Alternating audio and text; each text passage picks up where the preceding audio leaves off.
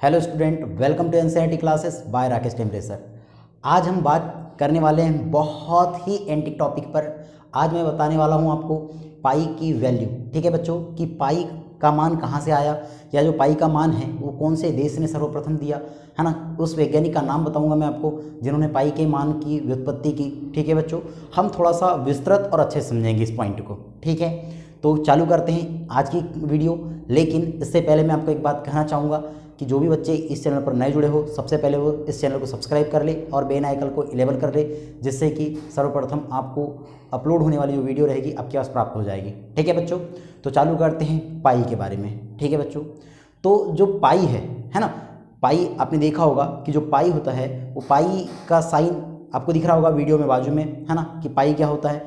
तो जो पाई है, इस पाई की व्युत्पत्ति बच्चों सर्वप्रथम हमारे देश भारत में हुई थी, जिसके जो वैज्ञानिक है या जो आविष्कारक है वे आपको याद होंगे आर्यभट्ट, है ना। आर्यभट्ट जी ऐसे वैज्ञानिक है जिन्होंने शून्य का भी आविष्कार किया था और साथ ही साथ पाई की वैल्यू निकाला था। अब मैं आपको थोड़ा कुछ जानकारी बताना चाहूँगा पाई के बारे में। पाई की वैल्यू निकाला गया था तो बता दूँ कैसे निकाले थे।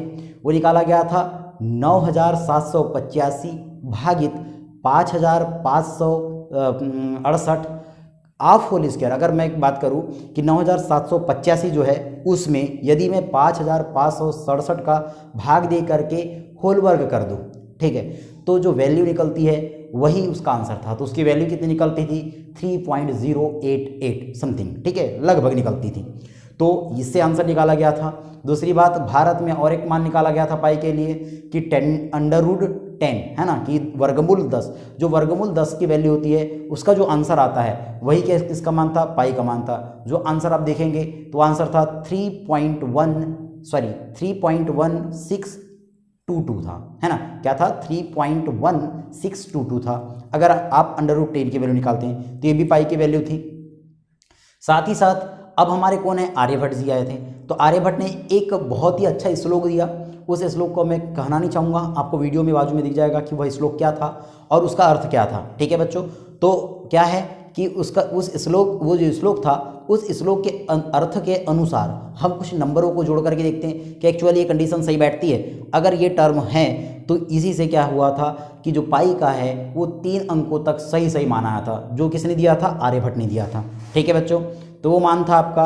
क्या क्या देखेंगे तो सबसे पहले आप एक संख्या 4 लीजिए और 4 में किसको जोड़ दीजिए? 100 को जोड़ दीजिए। किसको जोड़ना है? हमको 100 को जोड़ना है। पहले 4 लिए, 4 के बाद हमने 100 को जोड़ दिए। उसके बाद हम बात करते हैं कि जो 8 है ना, 4 में 100 को जोड़े, फिर उस जब 4 में 100 को जोड़ेंगे तो 4 गुना 100 करें, 4 धन 100 करेंगे तो कितना हो जाएगा? 104। उसमें आप 8 का गुना कर दीजिए। अब 8 का गुना करने के बाद उसमें आप 6200 को जोड़ दीजिए। अब जो राशि आती है उसमें आप 2000 का क्या कर दीजिए, 20,000 का क्या कर दीजिए? भाग दे दीजिए।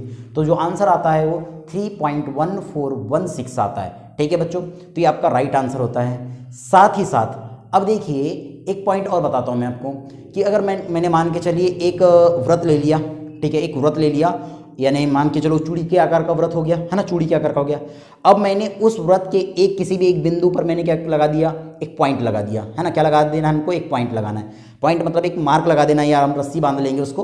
अब क्या करना है कि उस व्रत को एक स्केल लेना है और उस स्केल का जो पैमाना होगा वो क्या होगा? ये जो व्रत है ना, ये जो व्रत था उस व्रत के त्रिज्या के इक्वल एक हमको पैमाना मानना है। पैमाना मानना है मतलब पैमाना समझते हैं ना, 0 से लेकर 1 की जो डिस्टेंस रहेगी वो उस व्रत के त्रिज्या के इक्वल होनी चाहिए।